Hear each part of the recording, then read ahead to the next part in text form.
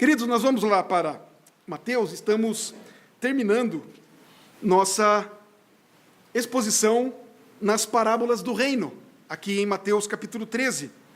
Eu disse que nós vamos estudar a carta aos Colossenses, não no próximo domingo, e talvez no outro, talvez ele está por conta de que ainda nós temos alguns versos aqui neste capítulo 13, especialmente ali os versos 51 e 52. Então, quero crer que vamos conseguir terminar, então, essa exposição aqui, não é?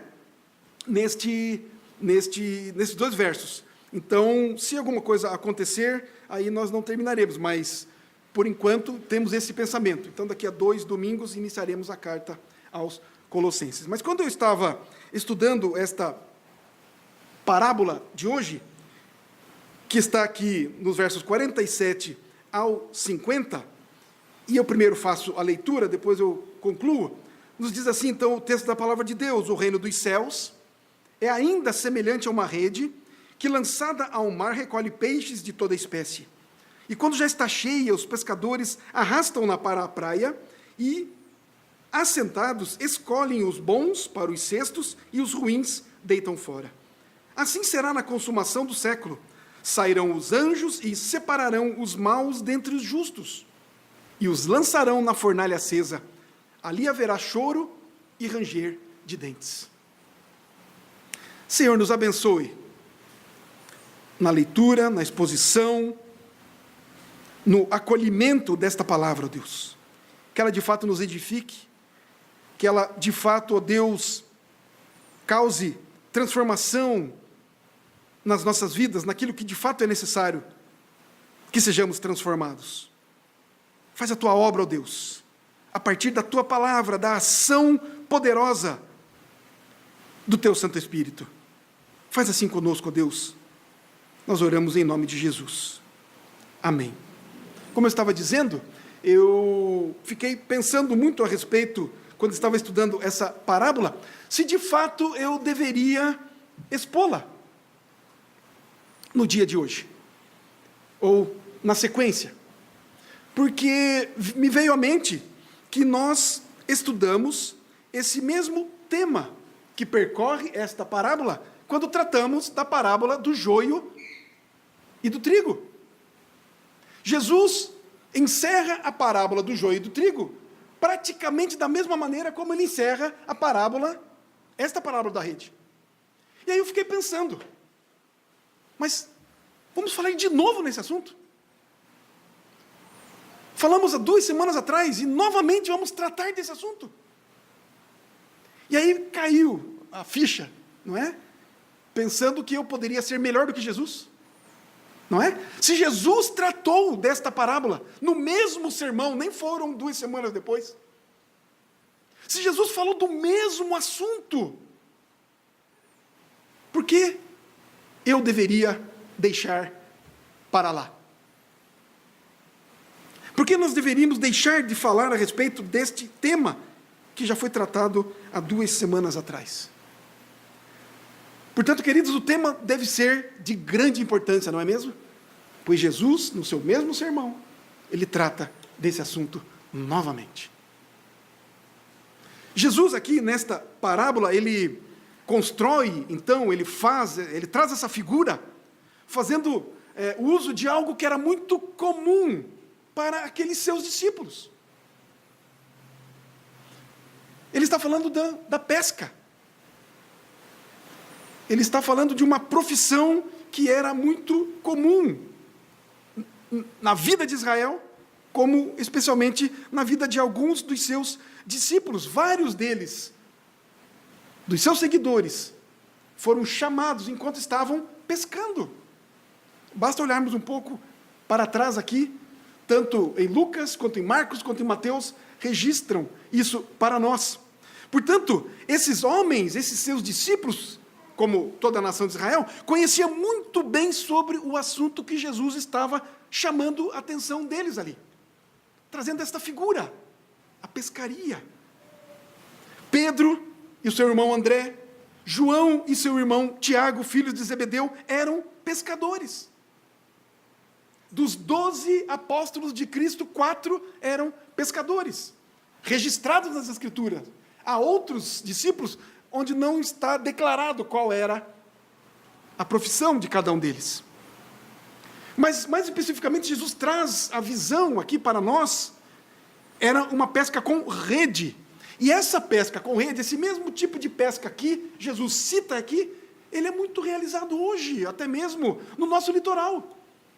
Quem é frequentador do litoral, não é? Nos tempos de verão, se acordar bem de manhãzinha e for à beira da praia, você vai ver como é que funciona a pesca com rede, a pesca de arrastão, que se chama, não é? Onde uma ponta da rede ou fica num barco bem próximo da praia, ou na praia mesmo, e a outra ponta, e essa rede muito comprida, 100, 200, 300, 1 quilômetro, enfim, o tamanho da rede que seja, ele é levado por um barco a um certo local, e lá, o que acontece? Aquele barco vem como um arco, puxando essa rede, não é?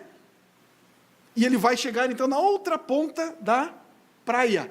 E depois, chegando lá, os pescadores estão lá, e eles vêm, então, puxando essa rede, e os peixes, então, que estão nessa região, não podem sair dali, estão presos à rede, eles estão sendo trazidos, então, para a margem, para a praia. E quando se chega essa peixarada toda na praia, aí há aquela tradicional separação, não é? Os peixes grandes, os melhores peixes, os peixes que têm melhor comercialização, eles são separados, são colocados nos cestos, e os demais, os pequenos, os peixes que não são bons, então, para a comercialização, para o consumo, eles são deitados fora, são lançados fora. Era isso, era esta ideia, era isso que Jesus estava falando para aqueles seus discípulos, e eles conheciam muito bem essa figura. Mas é muito interessante nós olharmos o que nos diz o versículo 36, para darmos sequência aqui a esta exposição. Nos diz assim o verso 36 desse capítulo 13, então, despedindo as multidões, foi Jesus para casa. E chegando-se a ele, os seus discípulos disseram, explica-nos a parábola do joio do campo. Nesse momento do seu sermão, vocês se lembram quando Jesus começou o seu sermão? Ele foi à praia, certo? Depois de tudo que aconteceu no capítulo 12, das perseguições, dos ataques que Jesus sofreu por parte dos fariseus, enfim, ele vai para a praia. Isso num sábado ainda. E lá ele pensaria, talvez, né? Como um ser humano, nós pensaríamos que ele ficaria só. Mas não, ele chega lá e daqui a pouco chega a multidão. E aí Jesus entra num barco, se afasta um pouco dessa multidão, a multidão fica na praia, e Jesus prega, começa a pregar o seu sermão de dentro do barco, a multidão toda em pé, ouvindo Jesus falar. Então Jesus prega, fala aqui sobre a parábola do fermento, não é? E outras parábolas que nós já vimos, do semeador, enfim, chega nesse momento agora, ele se despede da multidão, vai para casa, e lá os seus discípulos chegam a ele, e vão pedir, então, explicação a respeito dessa parábola. Jesus não está mais diante da multidão. Jesus está agora diante dos seus discípulos.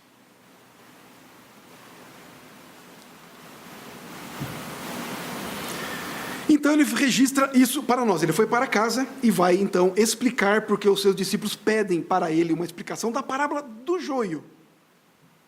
Então, essa parábola da rede, depois da explicação da parábola do joio, depois de ter contado para eles a parábola do tesouro, a parábola da pérola, só para os seus discípulos ele conta a parábola da rede.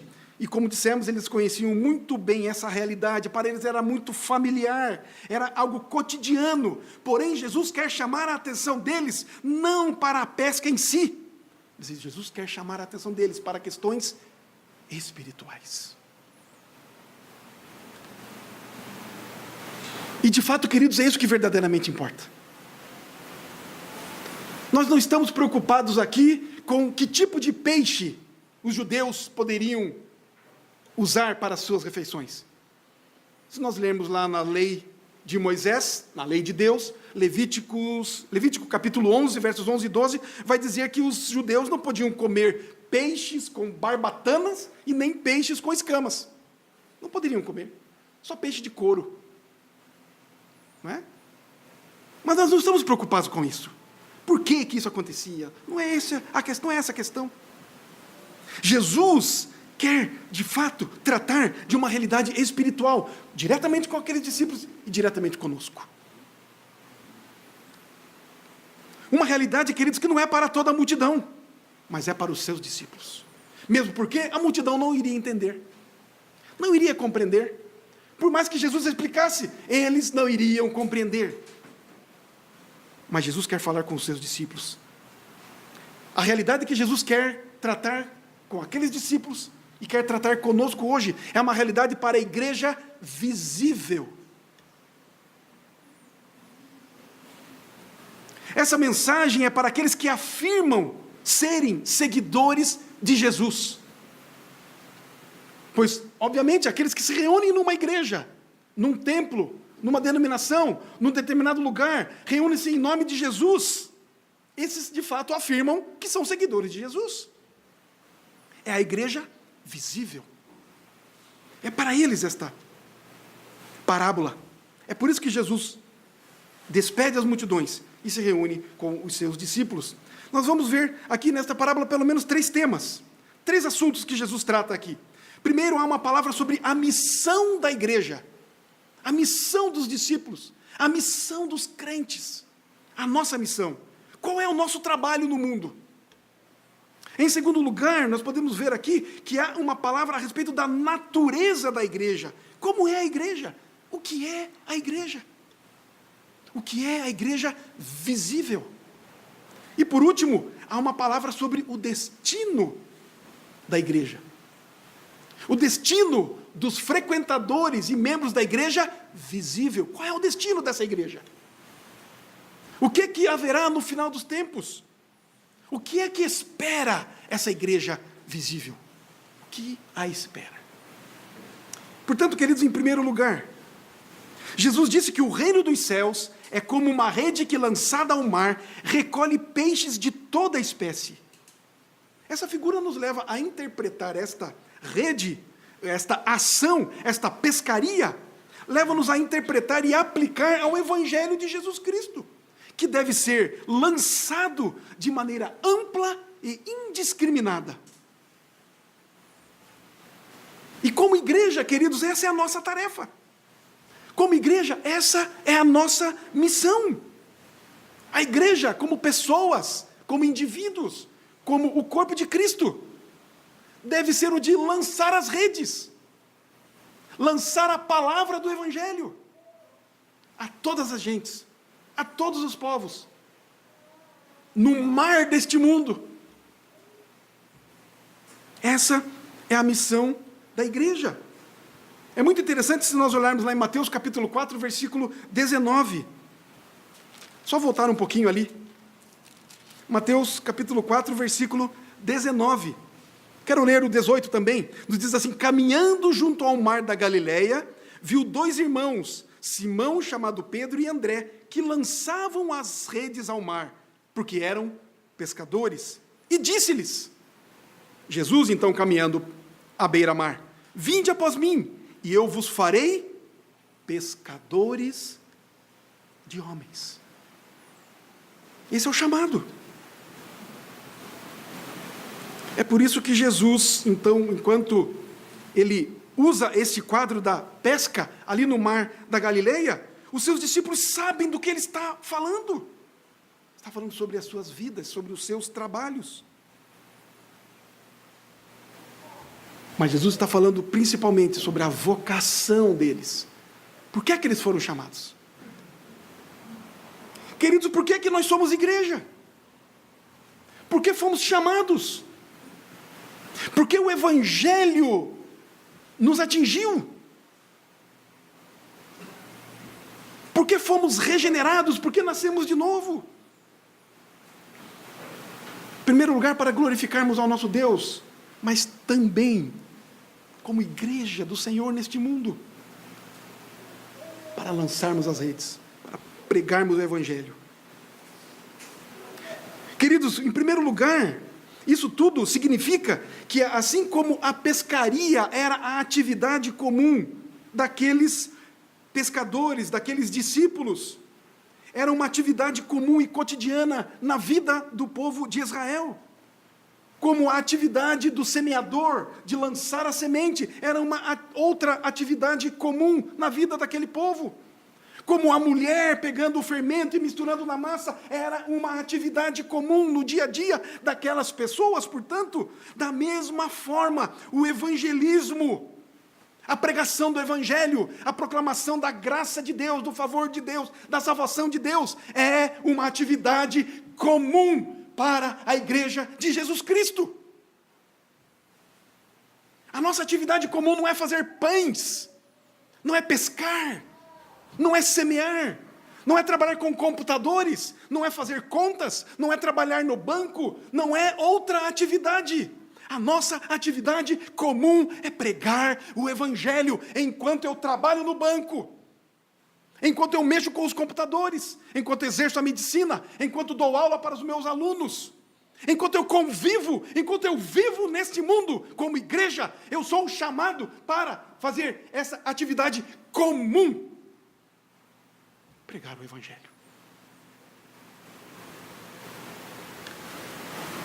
Essa é a missão.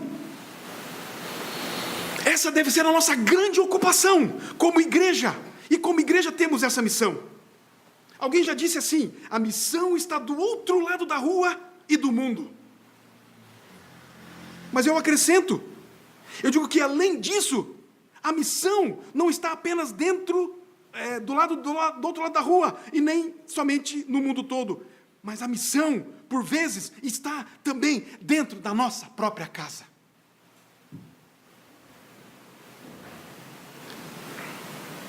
Esse é o nosso chamado,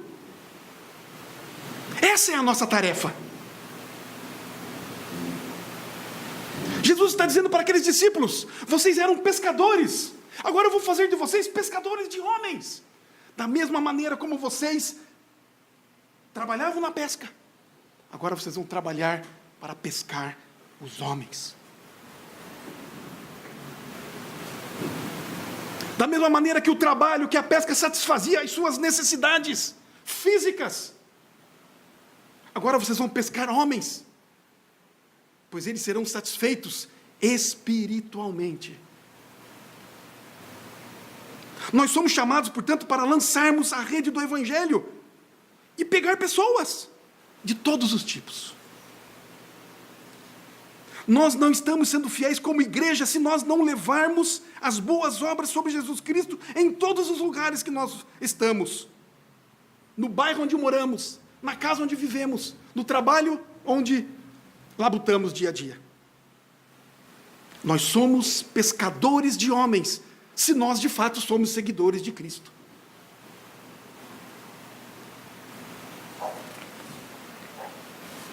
Irmãos e irmãs, nós não temos em nenhum lugar das Escrituras autorização do Senhor Jesus para deixarmos as nossas redes enroladas na praia.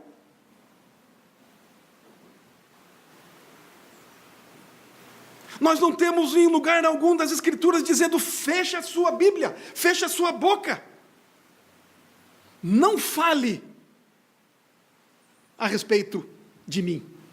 Pelo contrário, quando quiseram fazer isso, quando quiseram calar a Pedro e João, está lá em Atos, o que foi que eles disseram? Disseram para as autoridades, para os governantes: jamais vocês irão nos calar, jamais nós iremos nos calar, jamais nós vamos deixar de falar sobre aquele que nos salvou, sobre a razão da nossa vida, sobre o motivo pelo qual fomos chamados. Jamais. Queridos, nós não somos chamados para fazermos obras sociais, nós não somos chamados para fazermos obras terapêuticas, nós não somos chamados para fiscalizarmos ou policiarmos a moralidade da família, na escola, no bairro, da cidade, enfim, nós não somos chamados para isso. Nós somos chamados para lançarmos o evangelho, a rede do evangelho, a semente do evangelho. É para isso que nós somos chamados. E com isso trazermos o maior número de pessoas para o reino de Deus. o reino dos céus, algo que nos é muito caro, algo que de fato nos transformou a vida. Nós somos chamados para dizer a todos os povos: arrependam-se e creiam no Evangelho. É para isso que nós somos chamados. Irmãos e irmãs, hoje é o dia de salvação. Hoje, agora é o tempo oportuno. Não é daqui a pouco, não é amanhã, não é semana que vem. Não é quando Jesus voltar, porque quando Jesus voltar, será tarde demais. Queridos, nós devemos proclamar para aqueles que estão perto de nós, próximos de nós, e a todas as gentes, devemos dizer assim para ele: você está morto. Você está morto nos seus delitos e pecados. Você está sob a ira de Deus e a maldição de Deus. Mas há um Salvador para você. Jesus Cristo, é Ele. É o nome que está acima de todo nome. Ele carregou a maldição do pecado sobre aquela cruz, no seu lugar. É isso que nós somos chamados a fazer. Confie nele, devemos dizer. Fuja para Cristo. Ele é o único que pode te salvar. Essa é a boa notícia que eu tenho para dar para você. Você que eu amo demais, que é meu querido, meu amigo, meu colega, meu companheiro, meu pai, minha mãe, enfim. Eu tenho essa notícia para você.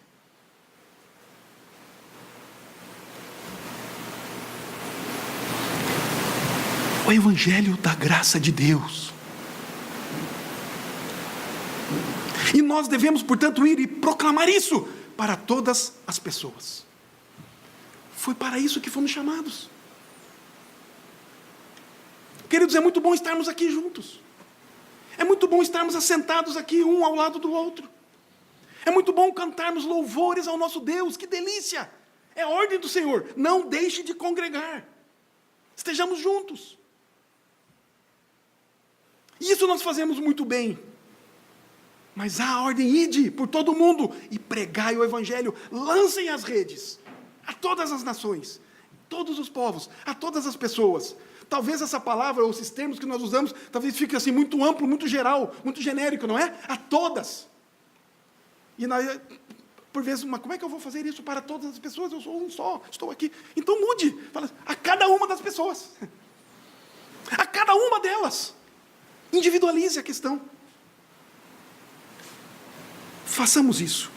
É o que devemos fazer. Proclamar o Evangelho da graça de Deus. E nós devemos ir e proclamar isso para todas as pessoas.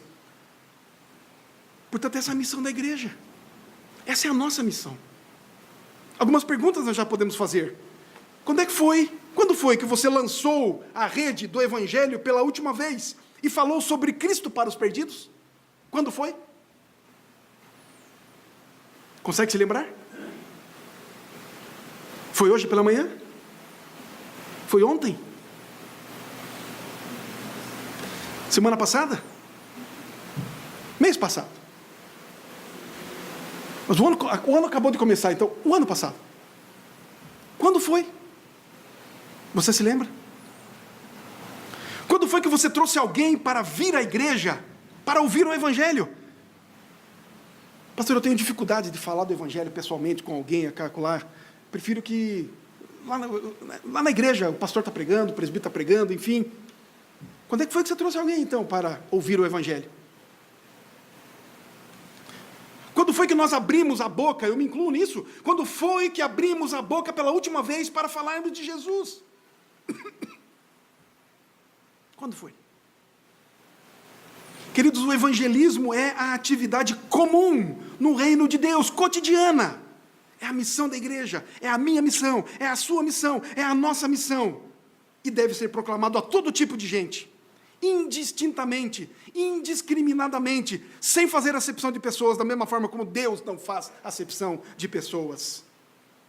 Queridos, essa é a nossa vocação.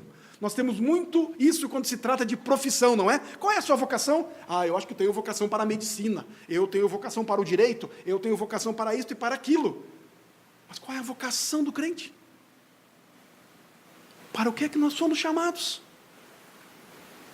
Para sendo médicos, doutores do direito, professores, pedreiros, enfim, donas de casa, a nossa vocação é pregar o Evangelho, é para isso que nós somos chamados, é isso que nós devemos fazer. Em segundo lugar, observemos que aqui há uma palavra, não apenas sobre a nossa missão, mas também sobre a natureza da igreja. Nós vemos aqui nesse texto da parábola que há peixes, ou que os peixes que vieram naquela rede são peixes de todo tipo. O arrastão, portanto, do Evangelho toma todo tipo de gente. Ricos e pobres, velhos e jovens, cultos e sem instrução, negros e brancos, os saudáveis e os doentes, os solteiros e os casados, enfim. Na rede do Evangelho, quando o Evangelho é pregado, alcança todo tipo de pessoa. Não é o retrato nosso aqui? Não temos todo tipo de gente aqui? A igreja de Jesus Cristo se torna visível. O reino dos céus se torna visível quando reúne todos os tipos de pessoas em todos os lugares.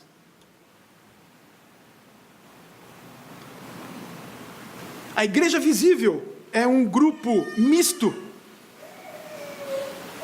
Paulo, ele identifica isso muito bem quando escreve a sua carta aos Coríntios. Ele diz que Cristo é o cabeça e nós somos o seu corpo. Foi até tratado isso um pouco na escola bíblica hoje. Aliás, algumas coisas que estamos dizendo aqui foram tratadas na escola bíblica pela manhã. Cristo é a cabeça e nós somos os membros. Membros diferentes, não é mesmo? Mãos, pés, olhos, coração, somos diferentes.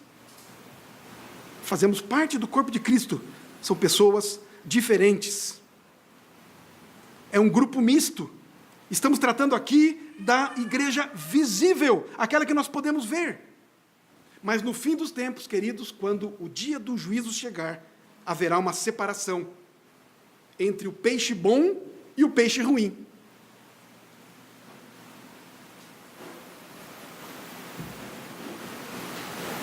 Aqui é feita apenas uma distinção, não é? Entre o peixe bom e o peixe ruim. O peixe que pode ser consumido e o peixe que tem que ser descartado. Nessa metáfora, então, o que Jesus de fato está falando é que no final, no juízo final, haverá uma separação do mal para com o justo. O justo de um lado, o mal do outro. O eleito de Deus, o verdadeiramente crente, que estava reunido junto com o outro, que não é o eleito de Deus, mas que estava na congregação, que participava da igreja. Lembramos aqui que ele está falando a respeito da igreja visível. Nós vemos as implicações disso. Qual é a natureza da igreja visível? Nós vemos as implicações.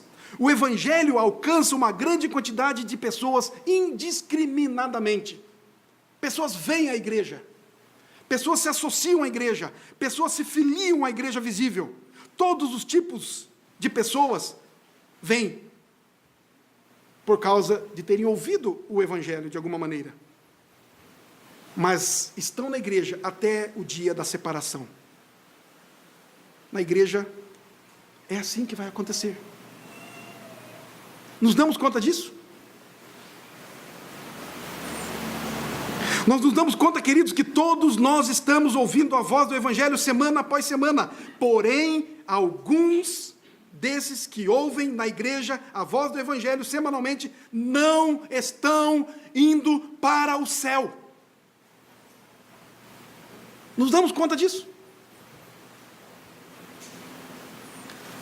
Jesus está falando isso. Há os verdadeiros crentes e há os falsos convertidos. Há os crentes fiéis, reais, e há os falsos. A Bíblia vai dizer para nós, e João fala muito disso, tem até falsos profetas na igreja. Profetas falsos, que querem enredar, levar o crente ao erro.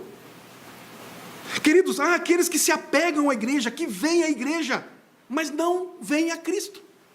Não se apegam a Cristo. Fazem parte da igreja, mas não são de Cristo. Foram apanhados na rede do Evangelho, assim por dizer, por várias razões, mas sem o verdadeiro arrependimento e fé em Jesus Cristo.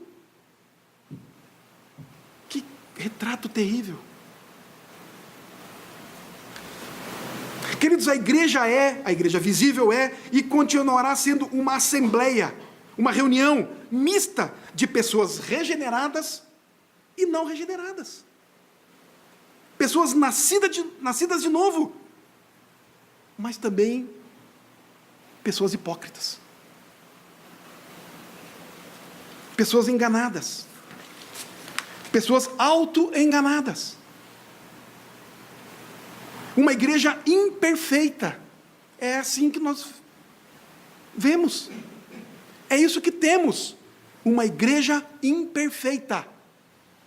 Esse é outro ponto que precisamos pensar a respeito, avaliar, nos lembrar sempre. Participamos de uma igreja visível que é imperfeita. Isso é muito sério.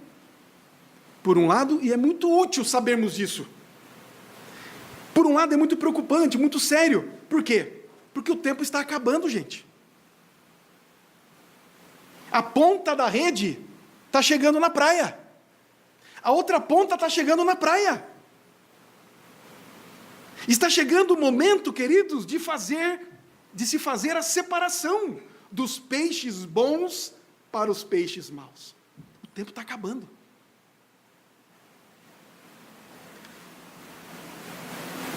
Cada dia está mais perto. E nem todos que se sentam no banco da igreja terão uma casa no céu. Infelizmente, isso é duro. Mas também é muito útil que seja assim e que Jesus conte essa parábola. É muito útil. Por quê? Por que é muito útil que Jesus fale de algo tão sério? Porque isso vai nos ajudar a corrigir as expectativas que nós temos a respeito da igreja. Expectativas, às vezes, inadequadas. Esta, por exemplo, eu estou na igreja e estou salvo. Eu participo da igreja e estou salvo. Aquele que senta ao meu lado na igreja, participa da igreja, não falta nunca, ele é salvo. Estamos todos tranquilos então aqui na igreja, porque todos que estão sentados aqui nesses bancos são salvos. Estamos tranquilos todos então, essa é uma expectativa inadequada. Não é verdade.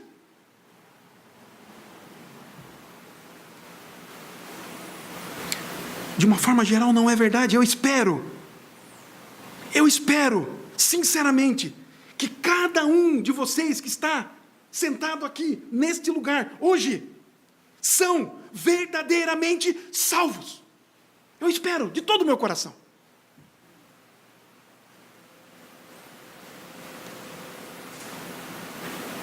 Mas então é importante nós termos esse entendimento. Porque por vezes também nós ficamos escandalizados quando nós encontramos pecado no meio da igreja. Ficamos indignados quando a igreja não faz o que é para fazer. Quando os seus pastores falham, quando os seus oficiais decepcionam, quando os seus membros não cumprem os seus papéis. Nós ficamos horrorizados, mas é assim a igreja.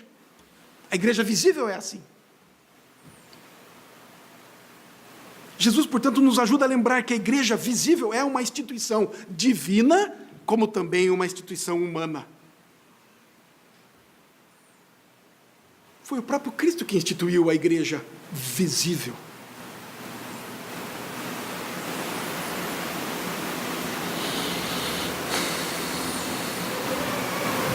A igreja visível é habitada por Deus.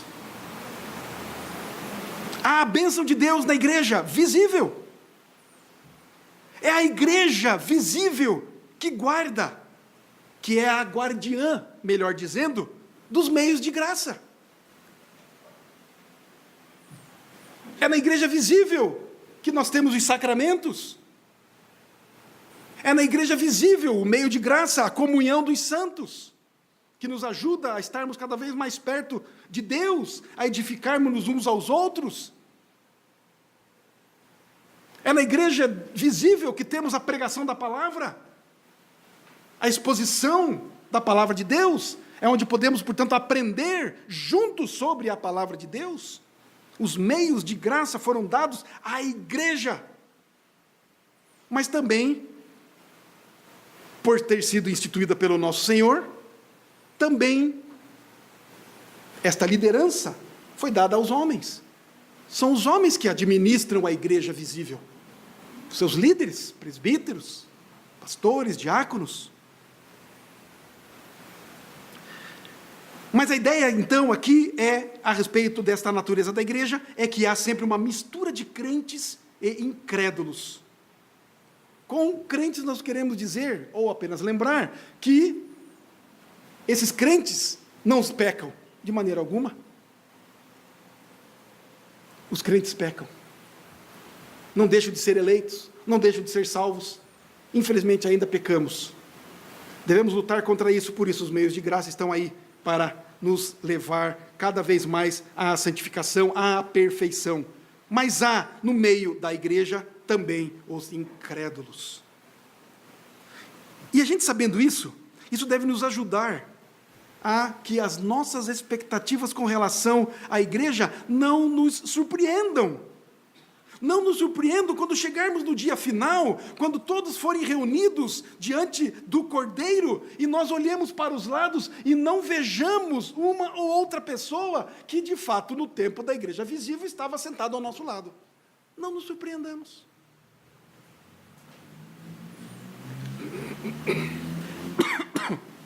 Portanto, queridos, esta parábola também deve nos ajudar a praticarmos a paciência, a longanimidade para com o irmão, para com o outro que está ao nosso lado.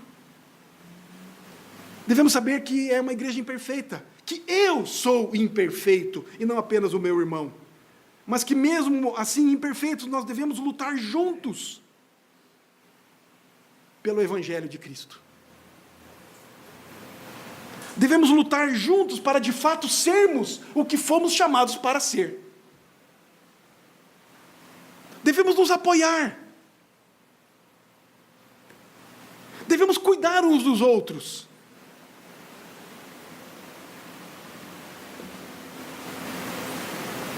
Devemos olhar para o outro com misericórdia. Devemos ser olhados com misericórdia. E por fim, versos 49 a 50, o destino da igreja. Assim será na consumação do século. Sairão os anjos e separarão os maus dentre os justos e os lançarão na fornalha acesa. Ali haverá choro e ranger de dentes. Queridos, esta é a parte mais difícil da parábola. Esta é a parte mais solene, mais dura. E como lembramos no começo, ela repete quase que literalmente os versos 41 e 42 da parábola do joio e do trigo. Jesus aqui está nos lembrando, portanto, que o verdadeiro caráter daqueles que pertencem à igreja visível não permanecerão ocultos para sempre. Vão ser revelados aqueles que não são crentes.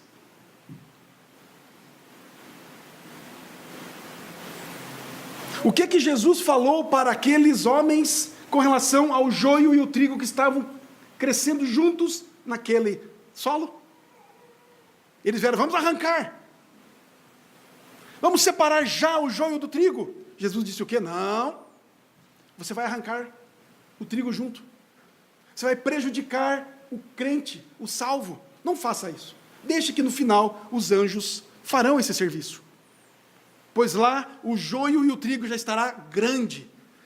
O trigo já deu os seus frutos.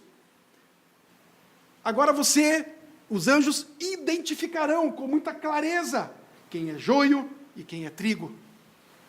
E vai arrancar o trigo, e vai colocar no cesto, e vai arrancar o joio, e vai jogar para queimar.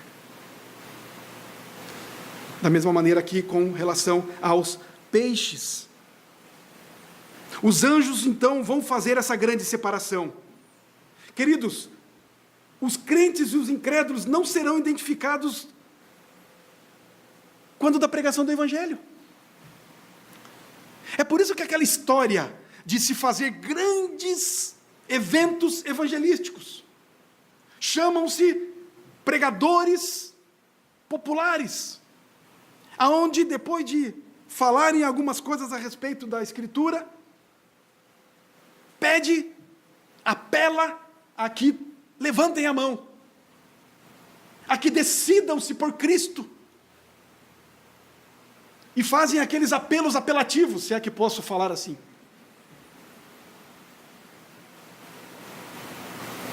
Como que quase pedindo, por favor, venham para Jesus.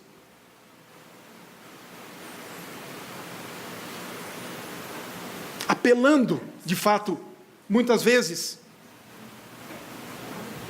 no sentido psicológico da coisa. E muitos vêm. E à frente do lugar onde está sendo pregado o palco, enfim, lota de gente. A Bíblia foi lida. O chamado foi feito. Pessoas vêm. Mas nem todas aquelas que vieram podem, na realidade, na verdade, serem de fato cristãos, terem sido regenerados, terem sido alcançados pela graça, terem sido salvos. O Evangelho, de fato, tenha produzido uma nova vida, um novo coração. E depois essas pessoas vêm para a igreja e se assentam nos bancos.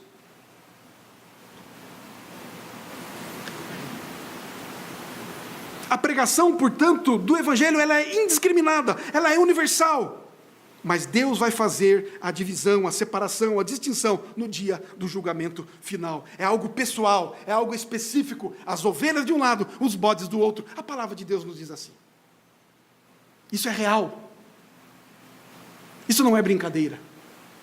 Isso não é ficção. Portanto, um aviso para o não convertido.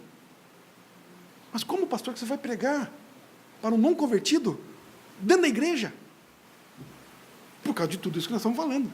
Por causa de tudo isso que a Bíblia tem falado para nós. O texto, então, que nós temos aqui, essa palavra de Jesus, está ensinando que não convertidos, cristãos exteriores apenas, cristãos apenas de nome, de aparência, membros visíveis da igreja que não conhecem a Jesus, que são como camaleões, que aprenderam a se misturar no meio dos crentes, que conhecem o vocabulário do evangeliquez, que podem até imitar o comportamento de um crente, mas o seu verdadeiro caráter, embora esteja oculto aos olhos dos outros, os outros pensam que são crentes, mas na verdade não são. Esse caráter não pode ser escondido de Deus. Deus conhece os nossos corações. Nós podemos andar no meio do povo de Deus, no meio da igreja de Deus, e nós podemos nos parecer com os crentes, podemos falar como os crentes, podemos orar como os crentes, podemos viver como os crentes, mas não sermos crentes. Que coisa terrível!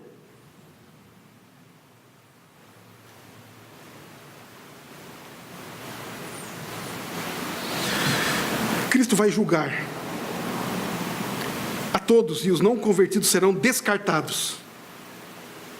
Queridos, essa é uma solene advertência que Jesus faz aos seus discípulos, aqueles a quem ele chamou individualmente para serem seus seguidores, não é? Não podemos nos esquecer que Judas Iscariotes era um deles, infelizmente. Estava no meio dos 12. A rede, queridos, está sendo puxada para a costa, para a praia. Cada dia se aproxima mais. E um dia, muito em breve, a separação vai acontecer. Se você está nessa rede, mas você não é convertido, um terrível destino espera por você.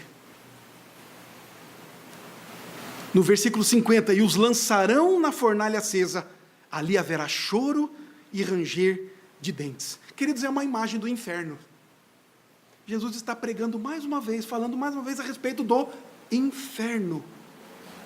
Queridos, algumas pessoas minimizam isso. Algumas pessoas dizem que o inferno é apenas uma metáfora É apenas uma história contada por um povo, escrito num livro, que ninguém acredita. E, na verdade, é uma metáfora mesmo. Jesus está contando uma metáfora aqui.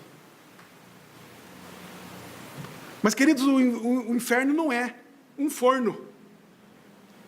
O inferno não é uma fornalhazinha. Queridos, o inferno é muito pior do que nós podemos imaginar. Queridos, da mesma maneira como nós não podemos imaginar o céu, nos é dito, nos é contado, as Escrituras nos falam, Apocalipse nos fala muito a respeito do céu, nova terra, ruas de ouro, cidade, coisas maravilhosas. Ainda é muito pouco a nossa compreensão a respeito do que é, de fato, o céu de Deus. Nós não conseguimos compreender. Como também não conseguimos compreender o inferno. Muitos dizem, o inferno é aqui. Não tem uma música que diz? O inferno é aqui. Não sabe o que é a minha vida.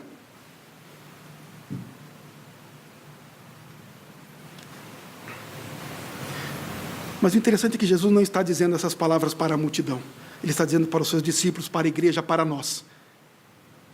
Meu irmão, minha irmã, o alarme está soando.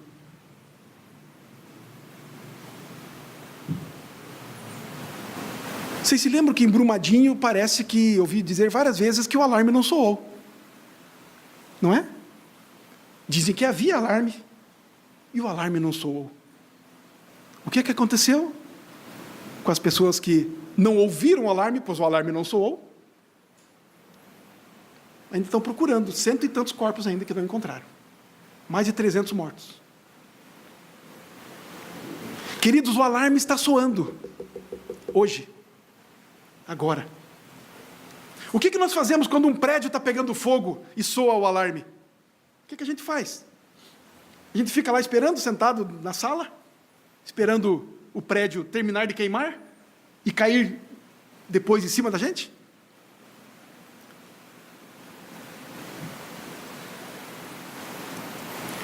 Se você mora no último andar e começa a pegar fogo lá embaixo, você fica sabendo, o que você faz?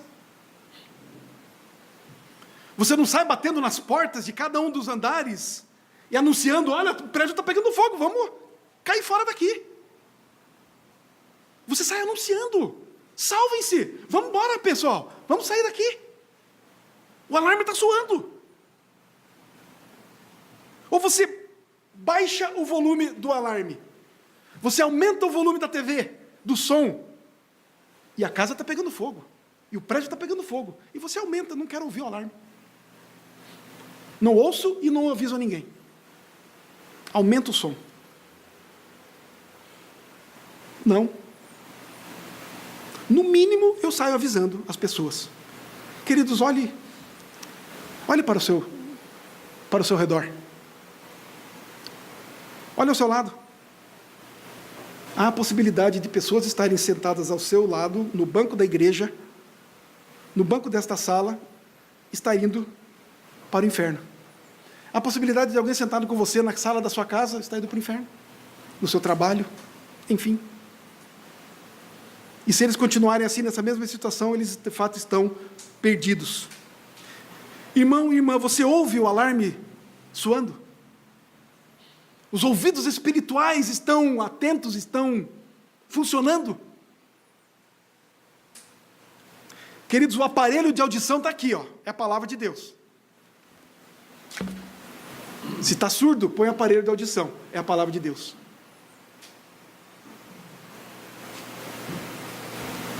Queridos, o inferno é real.